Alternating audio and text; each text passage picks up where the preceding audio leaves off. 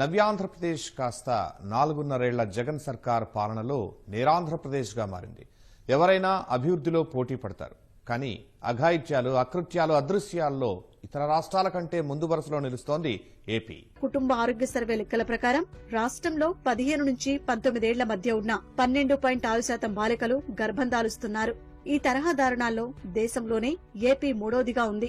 India today survey ప్రకారం ఏపీలో 1,33,447 మంది వ్యభిచార కూపంలో చిక్కుకున్నారు. ఇలాంటి అమానుషాల్లో దేశంలోనే రెండో స్థానంలో ఉంది ఏపీ.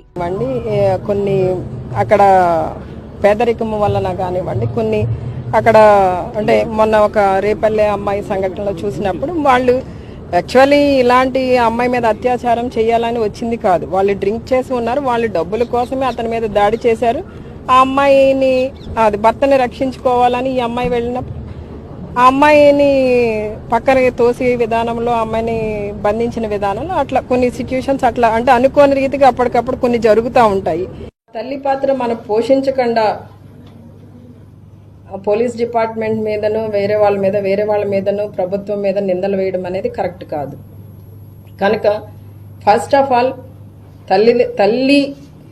తల్లిగా మన బాధ్యతను మనం సక్రమంగా నిర్వర్తిస్తూ బిడ్డలను కాపాడుకుంటూ ఎక్కడో జరిగిన ఒక ఇన్సిడెంట్ అది పోలీస్ స్టేషన్ లో కంప్లైంట్ చేయకపోయిండొచ్చు, లేదా దిశ యాప్ ని యూజ్ చేస్తుండకపోయిండొచ్చు, లేదా ఇంట్లో కనీసం కుటుంబ సభ్యులకు కూడా చెప్పకుండా జరిగిన 1-2 ఇన్సిడెంట్ని భూతద్దంలో చూపించి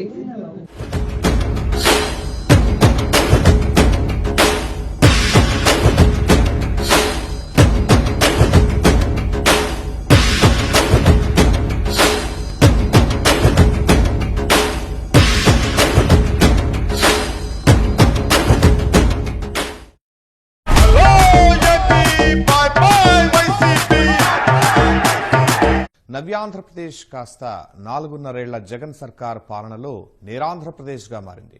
ఎవరైనా అభివృద్ధిలో పోటీ పడతారు.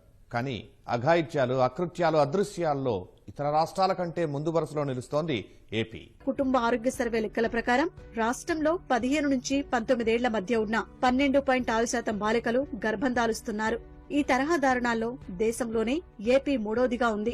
ఇండియా టుడే సర్వే ప్రకారం ఏపీలో 1,33,447 మంది వ్యభిచార కూపంలో చిక్కుకున్నారు. ఇలాంటి అమానుషాల్లో దేశంలోనే రెండో స్థానంలో ఉంది ఏపీ.